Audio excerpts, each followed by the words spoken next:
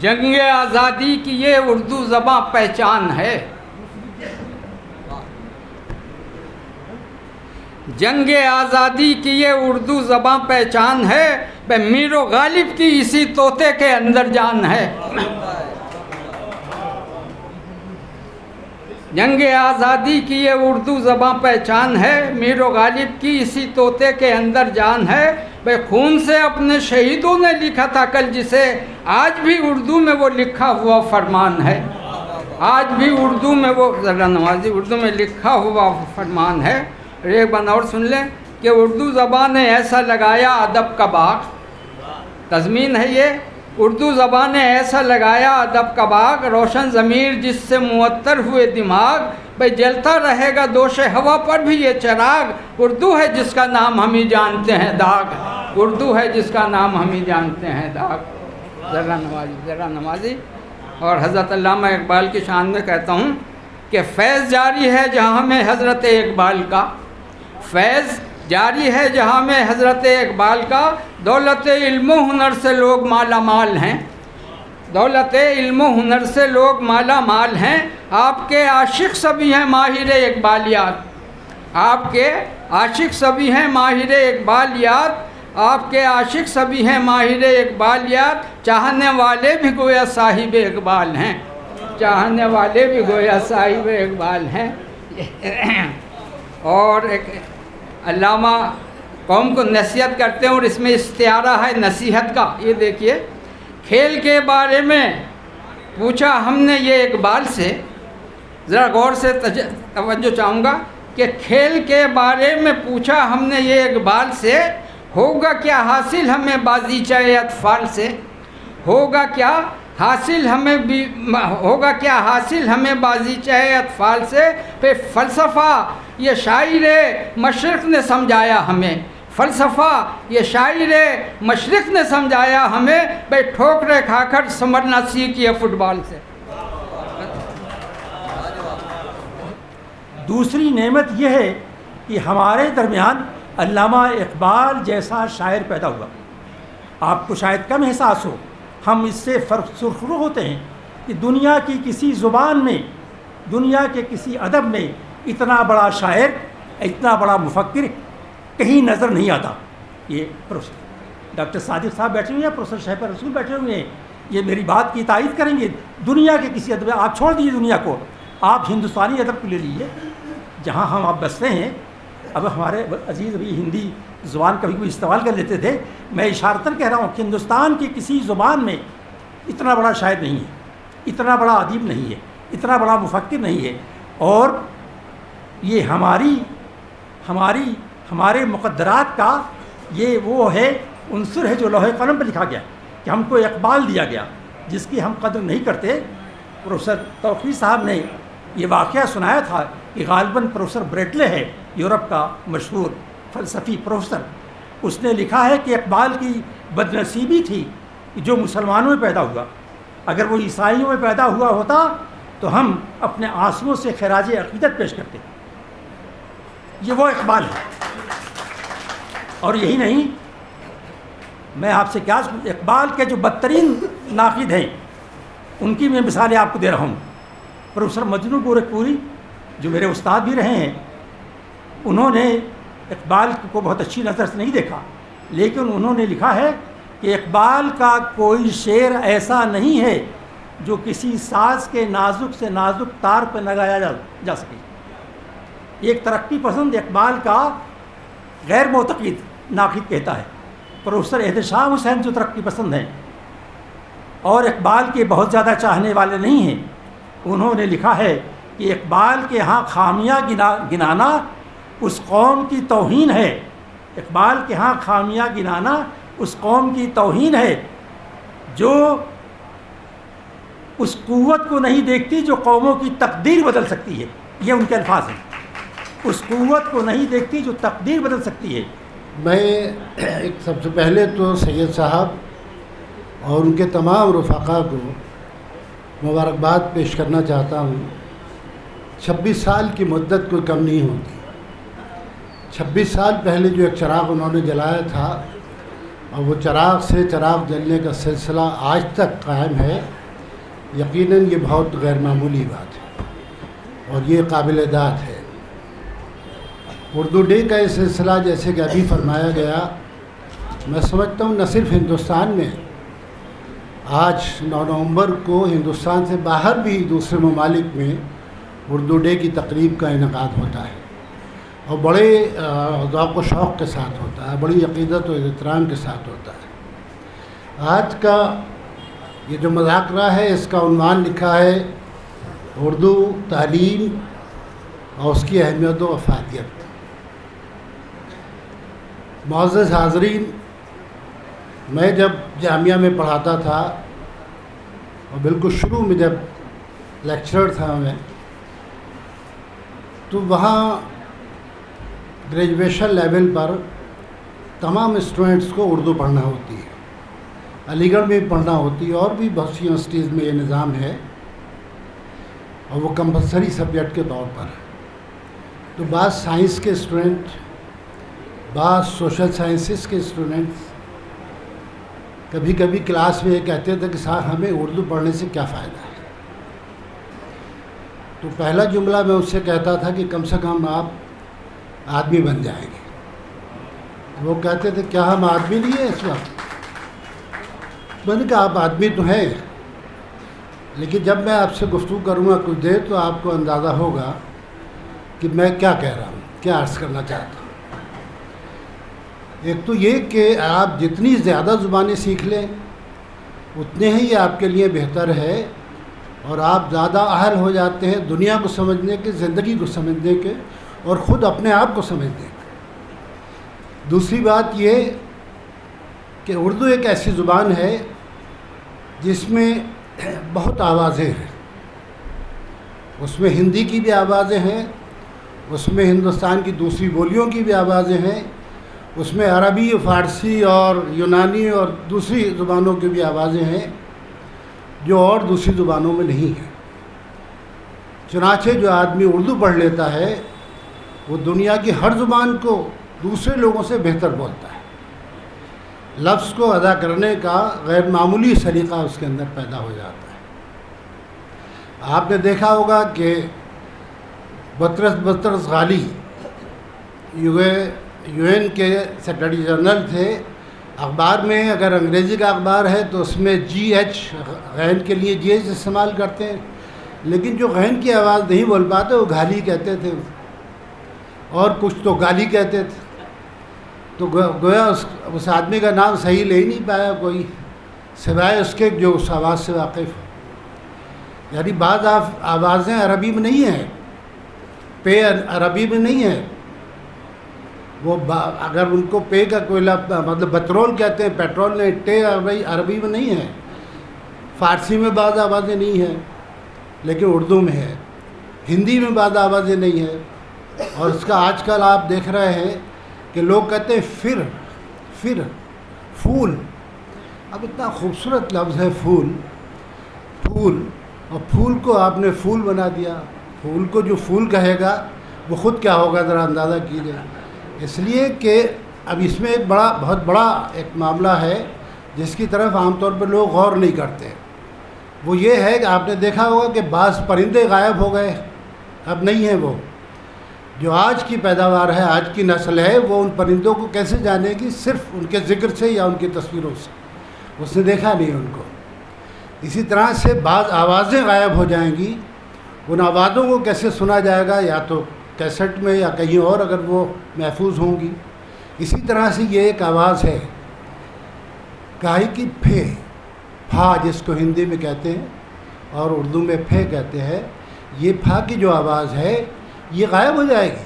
جب آپ پھول کو پھول کہیں گے, پھر کو پھر کہیں گے, اور تمام جو پھا اور پھے والے لفظ ہیں ان کو فے سے, آپ دیکھیے ہندی میں فے کی آواز ہی نہیں ہے.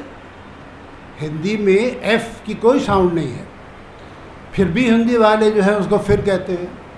اب میں لکھنؤ یونیورسٹی میں ایک سیشن میں اس کو پرزائڈ کر رہا تھا. اس میں ہندی کے ایک بہت عالم آدمی, بڑے غیر معمولی لیاقت کے آدمی تھے. انہوں نے ریسرچ میتھڈولوجی پر گفتگو کی اور بہت اہم گفتگو کی. لیکن انہوں نے پھر کہا کئی بار. جب آخر میں مجھے گفتگو کرنا تھی تو میں نے اس سے کہا کہ آپ نے جو گفتگو کی اس سے میری معلومات میں بہت اضافہ ہوا, اور آپ کی لیاقت کا میں اور دوسرے لوگ بھی قائل ہوں گے. لیکن یہ 2-3 بار آپ نے پھر کو پھر جو کہا, تو یہ پھر کس زبان کا لفظ ہے؟ میں نے کہا اردو اور ہندی تو میں جانتا ہوں, ان دونوں کا تو ہے نہیں پھر. اب اس کے علاوہ کس زبان کا آپ بتائیے. تو وہ بغلیں جھانکنے لگے, کوئی جواب ہی نہیں تھا ان کے پاس.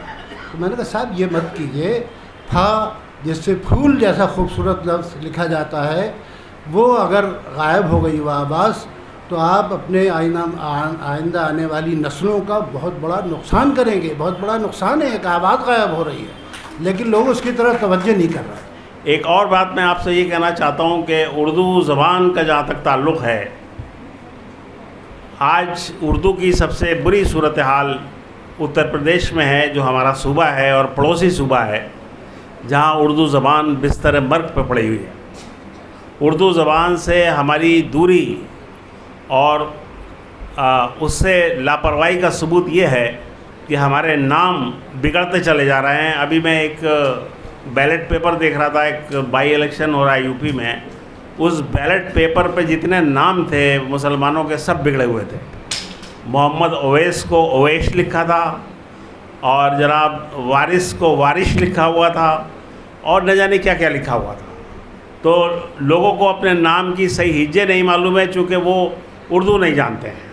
ان کے نام بگڑ رہے ہیں, اور نام جب بگڑتے ہیں, جب آپ کا نام و نشان بگڑتا ہے نا, تو پھر آپ کا وجود کہیں قائم نہیں رہتا ہے. آج ایک بات یہ ضرور کہی جاتی ہے کہ حکومت اردو کو فروغ نہیں دے رہی ہے اور اردو نہیں پڑھائی جا رہی ہے. یہ حقیقت ہے کہ اتر پردیش میں لاکھوں پرائمری اسکول ہیں سرکاری سطح پر, اور اس میں اردو میڈیم کا کوئی اسکول نہیں ہے. لیکن خود مسلمان جن کی زبان اردو بنا دی گئی ہے, وہ اس اپنی زبان کو برقرار رکھنے میں اور اسے بچانے میں کتنے سرگرم ہیں, کتنے پیش ہیں, یہ غور کرنے کی بات ہے. دوسری بات یہ ہے کہ اردو تعلیم کا جو نظام ہے, آپ دیکھیے, میں آپ کو بتانا چاہتا ہوں کہ اس وقت مہاراشٹر اسٹیٹ ایک ایسی اسٹیٹ ہے, ایک ایسا صوبہ ہے جہاں اردو زبان کی بہت اچھی صورتحال ہے. اس کی وجہ یہ ہے کہ وہاں ہزاروں اردو میڈیم کے اسکول ہیں, ہائر سیکنڈری لیول کے, اور اعلیٰ سطح پر اردو پڑھائی جاتی ہے وہاں پر. مراٹھی جیسی جہاں کی زبان ہے, جہاں کی کوکن زبان ہے, وہاں پر سینکڑوں ہزاروں اسکول ہیں. تو ایک بڑا مسئلہ یہ ہے کہ جو ہندی بیلٹ ہے وہاں پر اردو کو بڑی مزاحمت کا سامنا ہے, چونکہ ایک طبقہ یہ سمجھتا ہے کہ اردو کو اگر فروغ حاصل ہوگا تو ہندی پسپا ہوگی, جبکہ ایسا بالکل نہیں ہے. اردو اور ہندی دونوں ایک دوسرے کی طاقت ہیں, دونوں زبانوں نے ایک دوسرے سے استفادہ کیا ہے, اور دونوں زبانوں میں ایک دوسرے کے الفاظ موجود ہیں. تو اس لیے اردو اور ہندی دونوں ایک دوسرے کی بہنیں ہیں. کسی شاعر نے کہا تھا کہ ہمیں ایک دوسرے کے پیار کی خوشبو نہیں آتی, تمہیں ہندی نہیں آتی, مجھے اردو نہیں آتی. عالمی یوم اردو جیسا کہ ہم سب جانتے ہیں کہ 9 نومبر کو سید صاحب پچھلے 26-27 برسوں سے مناتے چلے آ رہے ہیں، لیکن اس ایک دن میں ہم نے اس کو باندھ رکھا ہے۔ کیا ہم نے کبھی محاسبہ کیا کہ 9 نومبر کے علاوہ ہم اردو کی ترقی کے لیے، اردو کے فروغ کے لیے کتنے ایماندار ہیں؟ کتنے لوگ یہاں ہیں جو اپنی بات چیت کے علاوہ کہیں بھی لکھنے پڑھنے میں، چاہے وہ سوشل میڈیا ہو، کمپیوٹر ہو، اردو رسم الخط کا استعمال کرتے ہیں؟ ہمارے اردو ادب کی تاریخ بتاتی ہے کہ کتنی مشکلات سے اس کے رسم الخط کو بچایا گیا ہے۔ آج سے 50-60 سال پہلے، بلکہ 70-80 سال پہلے ایک پوری تحریک چلی تھی کہ اس کے رسم الخط کو بدل کر ہندی کر دیا جائے۔ کتنی مشکلوں دقتوں کے بعد اسے بچایا گیا ہے، اور کیا ہم اس کی حفاظت صحیح طریقے سے کر رہے ہیں؟ مجھے افسوس ہوتا ہے یہ دیکھ کر کہ ہمارے شادی کے کارڈ میں، مسجدوں میں، مزاروں میں ہر جگہ ہندی نظر آتی ہے، جبکہ وہاں اردو ہونی چاہیے۔ ہم اپنے دل سے پوچھیں کہ ہم اردو کے لیے کس قدر ایماندار ہیں، کتنی ہم خود اپنے گھروں میں کوشش کرتے ہیں۔ ہمارے بچے thank you, good morning, good evening بولتے ہیں، کچن بولتے ہیں، باتھ روم بولتے ہیں، بیڈ روم بولتے ہیں، اور ہم بات کرتے ہیں اردو کی ترقی کی، اردو کے فروغ کی۔ ایک دن محض جشن منا لینے سے ہم اردو کی ترقی نہیں کریں گے۔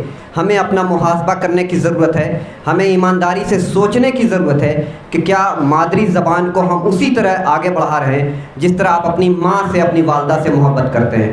اردو ہمارے خون میں شامل ہونی چاہیے۔ آپ کو پتہ ہے کہ مادری زبان کی کتنی اہمیت ہے۔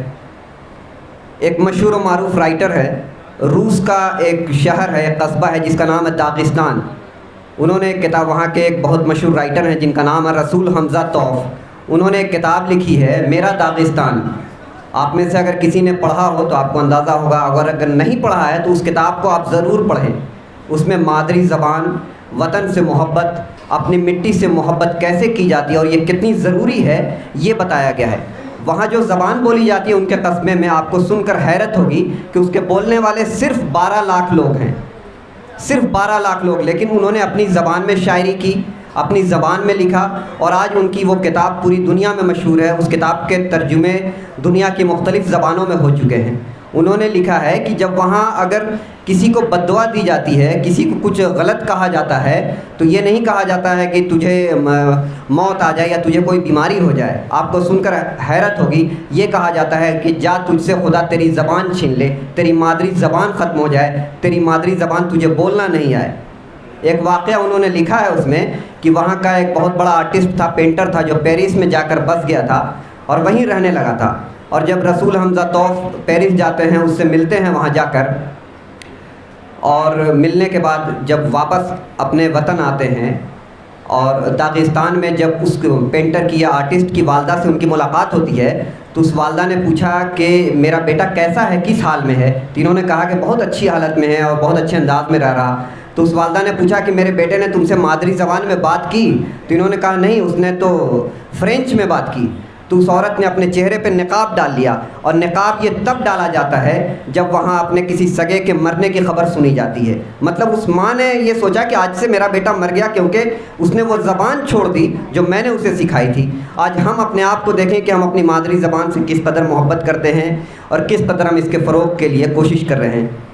مذاکرے کا موضوع ہے اردو تعلیم کی اہمیت و افادیت۔ مجھے ولیم فاکنر کا ایک قول یاد آ رہا ہے۔ ولیم فاکنر بہت مشہور رائٹر ہیں اور انہیں نوبل پرائز ملا تھا 1949 میں۔ انہوں نے ایک قول ہے ان کا بہت مشہور، آپ گوگل کریں گے تو مل جائے گا۔ انہوں نے لکھا تھا کہ پڑھو پڑھو پڑھو، چاہے تمہیں جو کچھ بھی ملے پڑھنے کو پڑھو، چاہے وہ کلاسک ہو، کوئی کہانی ہو، کوئی افسانہ ہو، کوئی خبر ہو، کوئی بھی کہانی ہو، اخبار ہو، ناول ہو، کچھ بھی ہو، تم پڑھو۔ اور دوسری طرف ہمارا المیہ یہ ہے کہ جس مذہب کا آغاز اس حکم سے ہوا ہے کہ پڑھ اس رب کے نام سے جس نے سب کو پیدا کیا، اور ہم کس قدر ایماندار ہیں پڑھنے میں یا تعلیم کے حوالے سے وہ ہمیں پتہ ہے۔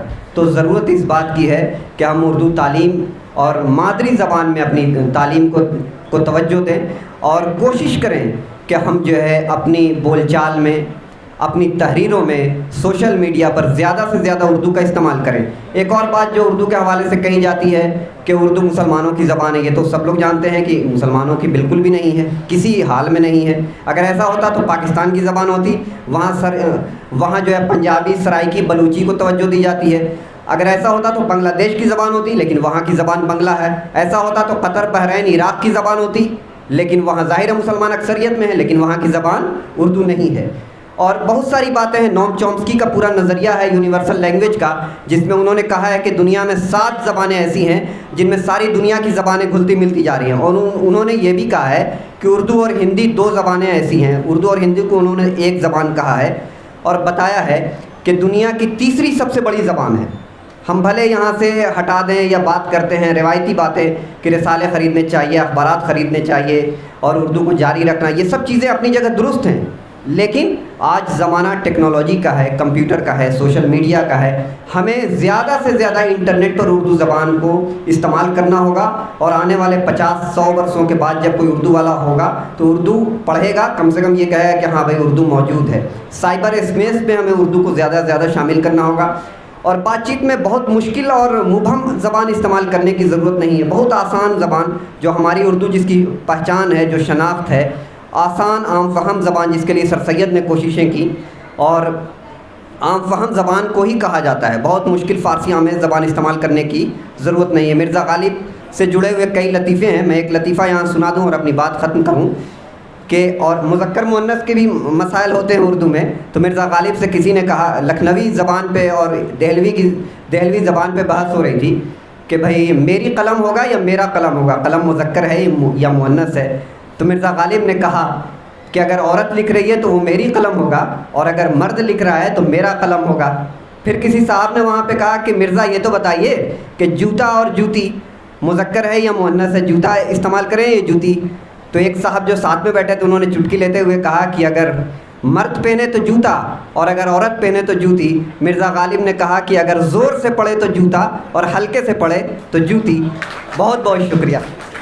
سب سے پہلے میں حکیم سید احمد خان صاحب کا شکر گزار ہوں کہ ہر موقع پر وہ حکم دیتے ہیں اور مجھ کو حاضر ہونا پڑتا ہے۔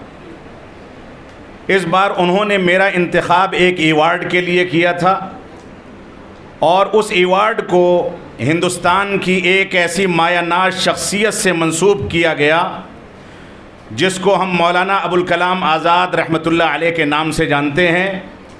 آزاد ہندوستان کے پہلے وزیر تعلیم، اور ہندوستان میں تعلیم اور سیاست اور ہندوستان کی تہذیب کے بقا اور ہندوستان میں بالخصوص اقلیات کو کیسے زندگی گزارنی ہے، اس سلسلے میں مولانا آزاد رحمۃ اللہ علیہ کا ایک ایک کردار ہمارے لیے نمونہ ہے، اور اللہ رب العالمین کا فضل ہے کہ وہ ان مجاہدین آزادی میں سے ہیں جن کو چاہنے کے باوجود بھی تاریخ آزادی سے مٹانے کی کوشش کرنے والے مٹا نہیں سکے ہیں، اور اللہ رب العالمین کی ذات سے امید ہے کہ نہ مٹا سکیں گے۔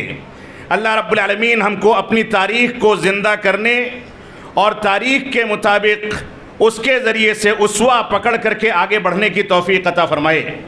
یہاں پر اس مجلس کے دولہے ڈاکٹر سید احمد صاحب، جن کے نام کے آگے اگر سر لگا دیا جائے تو سر سید احمد خان سے ان کی مشابہت ہو جاتی ہے، اور حقیقت یہ ہے کہ لوگوں کو جمع کرنے میں، تعلیم کو فروغ دینے میں اور بالخصوص اردو زبان کے لیے کوششیں کرنے میں ہمارے حکیم صاحب پیش رہتے ہیں، اور سب لوگوں سے منسلک ہو کر کے زندگی گزارتے ہیں۔ یہ ان کی ایک خوبی ہے، اللہ رب العالمین ان کو استقامت عطا فرمائے۔ میں آپ حضرات کے سامنے جس ایوارڈ کے لیے منتخب کیا گیا ہوں اسی کے تناظر میں تھوڑی سی گفتگو آپ سے کروں گا۔ عالمی یوم اردو ایوارڈ مولانا ابوالکلام آزاد عالمی یوم اردو ایوارڈ برائے فروغ تعلیم و تربیت، یہ ایوارڈ کا عنوان ہے، اور اس کے لیے مجھ ناچیز کو منتخب کیا گیا ہے۔ سب سے پہلی بات تو میں یہ کہوں گا کہ یہ ایوارڈز موجودہ دور کے فتنے بنتے چلے جا رہے ہیں۔ یہ ایوارڈ ایک ایسی چیز بن گئی ہے جس کو حاصل کرنے کے لیے خود لوگ کوششیں کرتے ہیں، دنیا میں ان کا انتخاب بمشکل ان کے استحقاق کے نتیجے میں وجود میں آتا ہے، یعنی جو مستحق ہے اس تک اعزاز بہت کم پہنچتا ہے، لیکن یہ مجلس بہت حد تک اس قسم کے عیب سے محفوظ ہے۔ اللہ رب العالمین مکمل طریقے سے اس کو محفوظ رکھے۔ مولانا ابوالکلام آزاد رحمۃ اللہ علیہ کی شخصیت صرف ہندوستانی مسلمانوں کے لیے نہیں بلکہ پوری دنیا کے مسلمانوں کے لیے کئی ناحیوں سے ایک نمونہ ہے۔ مولانا آزاد رحمۃ اللہ علیہ کا اگر تذکرہ کیا جائے اور ان کے کارناموں کا ذکر نہ کیا جائے تو میں سمجھتا ہوں کہ یہ ناانصافی کی بات ہے۔ 1958 میں ان کی وفات ہوئی، مکہ میں پیدا ہوئے تھے۔ 1902 میں انہوں نے لسان الصدق کا اجرا کیا، ایران، عراق، ترکی کا اور عرب ممالک کا سفر کیا۔ 1912 جولائی کو انہوں نے الہلال جاری کیا۔ 1915 میں البلاغ کا اجرا کیا۔ 1920 میں خلافت ترک موالات اور تحریک عدم تعاون میں حصہ لیا۔ ترک موالات کے لیے ہفتہ واری اخبار پیغام کے نام سے اس کا اجرا کیا۔ 1916 کے بنگال کی حکومت نے ان کو جب نکال دیا تو اس کی پوری ایک داستان ہے۔ یہی اتنا نہیں، عربی زبان میں الجامعہ نامی ایک پرچہ جاری کیا۔ قید کی مجموعی تعداد اگر ان کی دیکھی جائے تو 10 سال سے زائد عرصے تک وہ قید خانے میں زندگی گزارتے رہے۔ اس کے باوجود ہندوستان کی سرزمین پر جو انہوں نے نقوش چھوڑے ہیں وہ نقوش یقیناً قابل تقلید ہیں۔ ایسے ہی 2 بار کانگریس کے صدر رہے، پہلے وزیر تعلیم رہے۔ 1948 میں یونیورسٹی آف ایجوکیشن کا قیام کیا۔ 1956 میں UGC یونیورسٹی گرانٹ کمیشن کا قیام کیا اور India council for technical education کے نام سے مرکزی ادارہ قائم کیا، اس کے شعبہ جات قائم کیے۔ 1951 میں انہوں نے کھڑگپور انسٹیٹیوٹ کی آف ہائر ٹیکنالوجی قائم کیا، جو بعد میں دوسرے ناموں سے تعلیم کے میدان میں کام کر رہا ہے۔ تمام بڑے شہروں میں اور مرکزی مقامات پر مولانا آزاد رحمۃ اللہ علیہ نے لائبریریاں قائم کی، تعلیم کو فروغ دیا۔ اور یہ جو تعلیم کا سسٹم جس سے ہندوستان کا ہر فرد اس وقت فائدہ اٹھا رہا ہے، اس کا تعلق کسی بھی مسلک و منہج سے ہو، کسی بھی مذہب سے ہو، کسی بھی تہذیب سے ہو، یہ حقیقت میں وزیر تعلیم ہونے کی حیثیت سے مولانا آزاد رحمۃ اللہ علیہ کا بنایا ہوا وہ نظام ہے جس پر چل کر کے آج ہندوستان تعلیم کے میدان میں سب سے آگے نظر آتا ہے۔ لیکن بدقسمتی کیا ہے؟ بدقسمتی یہ ہے کہ مولانا آزاد رحمۃ اللہ علیہ جس تہذیب سے وابستہ تھے، جس عقیدے سے وابستہ تھے اور جو پالیسیاں انہوں نے اختیار کی، جس مذہب سے ان کا تعلق تھا، وہی لوگ ان کی پالیسیوں کو اختیار کرنے میں سب سے زیادہ کمزور نظر آتے ہیں۔ لہذا ہماری ذمہ داری ہے کہ ہم تعلیم کے میدان میں آگے بڑھ کر کے صحیح انداز سے ملک کی ترقی کا کام کریں۔ مولانا آزاد کی زندگی کا ایک پہلو ان کی بیگم زلیخا بیگم کا بھی پہلو ہے۔ یہاں خواتین موجود ہیں، اس وجہ سے میں اس بات کا تذکرہ کر دینا چاہوں گا۔ مولانا آزاد رحمۃ اللہ علیہ 1924 میں 1 سال کی جب ان کو سزا ہوئی تو گاندھی جی کو ان کی بیگم زلیخا بیگم نے خط لکھا کہ یہ سزا ناکافی ہے، صرف 1 سال کی سزا اتنے بڑے ملک کے اتنے بڑے قائد کو اگر دی جائے تو یہ ملک کی بھی توہین ہے اور اس شخصیت کی بھی توہین ہے۔ یہ مقام تھا ان کی بیگم کا۔ ساری زندگی اپنے شوہر کے لیے ترستی رہیں، ان کی کتابوں کی حفاظت کرتی رہیں۔ جب ان کی وفات ہوئی تو اس وقت بھی مولانا آزاد جیل خانے میں تھے۔ لوگوں نے کہا کہ جیلر کو، انگریز کو درخواست دے کر کے اپنی بیگم سے ملاقات کر لیں۔ فرمایا کہ نہیں، میں ایک ہندوستانی ہوں، ایک جیلر، اور وہ بھی انگریز جیلر کو درخواست دینے کا کیا معنی نکلتا ہے؟ تو ہمارے اندر جرأت اور قانون کے دائرے میں رہتے ہوئے آنکھوں سے آنکھوں ملانے کا جو اسلوب اور طریقہ ہے، تعلیم کے میدان میں مہارت حاصل کر کے آگے بڑھنے کا جو ہنر ہے، اگر آج مسلم قومیں اس سے دور ہو جائیں گی، اور سچر کمیٹی کی جو رپورٹ ہے وہ یہی بتاتی ہے جو خطرناک ہے۔ ہمارے لیے ضروری ہے کہ نئی نسل کو اردو بھی پڑھائیں، صحافت سے بھی وابستہ کریں، اور قرآن و سنت سے اور دینیات سے بھی وابستہ کریں۔ یہ ہماری بنیادی ذمہ داری ہے۔ یہاں پر جو لوگ موجود ہیں ان میں صحافیوں کا ایک بڑا طبقہ ہے. صحافت بھی اس دور میں ایک فتنہ بنتی چلی جا رہی ہے. میں سب کو اس میں شمار نہیں کرتا ہوں، لیکن صحافت میں آج وہ شخص اتنا زیادہ TRP کماتا ہے، اتنا زیادہ شہرت کماتا ہے، جو جتنا زیادہ مبالغہ آرائی اور جھوٹ اور افترا پردازی سے کام لیتا ہے. صحافت میں سچائی کے ساتھ ہمارے مسلمانوں کی ذمہ داری ہے کہ سچائی کے پھیلنے میں وقت لگ سکتا ہے، آپ کو مقبولیت ملے نہ ملے، لیکن باقی رہنے والی چیز سچائی ہے. لہذا صحافت کو سچائی کے ساتھ، سنجیدگی کے ساتھ، صبر و تحمل کے ساتھ اور مکمل اسلامی بنیادوں پر رہ کر کے چلتے ہوئے پنپائیے. اللہ رب العالمین کا فرمان ہے ان جاءکم فاسق بنبأ فتبینوا، اے لوگو سن لو، اگر تمہارے پاس کوئی فاسق و فاجر آئے تو اس کی کوئی خبر جو ہے اس کی تحقیق کر لیا کرو. بدقسمتی سے آج سوشل میڈیا نے جتنا زیادہ مسلمانوں کو گمراہ کر رکھا ہے، بغیر تحقیق کے کسی بات پر، کسی اتہام پر، کسی الزام تراشی پر، کسی کی پگڑیاں اچھالنے کے لیے، کسی کو بدنام کرنے کے لیے، بغیر کسی تحقیق کے ہر چیز میں مسلمان آگے نظر آئے گا. کوئی جھوٹی خبر ہے، جتنی ہماری کمیونٹی میں وہ پھیلتی ہے اتنی شاید دوسرے لوگ اس پر اعتبار نہیں کرتے. ہمارے صحافیوں کی ذمہ داری ہے، اور بحیثیت عالم دین کے میں اس بات کی وصیت کرنا چاہوں گا، گزارش کرنا چاہوں گا، اپیل کرنا چاہوں گا، اور مجھ کو یہ اختیار حاصل ہے کہ سچائی کے ساتھ زندگی گزاریں. سچائی کی ٹھوس حقیقتیں اور سچائی کی جو گہرائی ہوتی ہے اس کو پنپنے میں وقت تو لگ سکتا ہے، لیکن حقیقت میں نتیجہ اسی کے حق میں آتا ہے. اللہ رب العالمین ہم کو قرآن و سنت کے مطابق چلنے، قرآن و سنت کے اپنا اوڑھنا بچھونا بنانے کی توفیق عطا فرمائے. موجودہ دور جو کہ دنیاوی امور میں بھی فتنوں کا دور ہے، دینی امور میں بھی فتنوں کا دور ہے، اس دور میں ہم کو فتنوں سے کیسے محفوظ رہنا ہے اس کا شعور پیدا کرانا یہ علماء کی ذمہ داری ہے. اور علماء کے اس پیغام کو دنیا کے سامنے عام کرنا مکمل سچائی کے ساتھ یہ صحافیوں کی اور قلم نگاروں کی ذمہ داری ہے.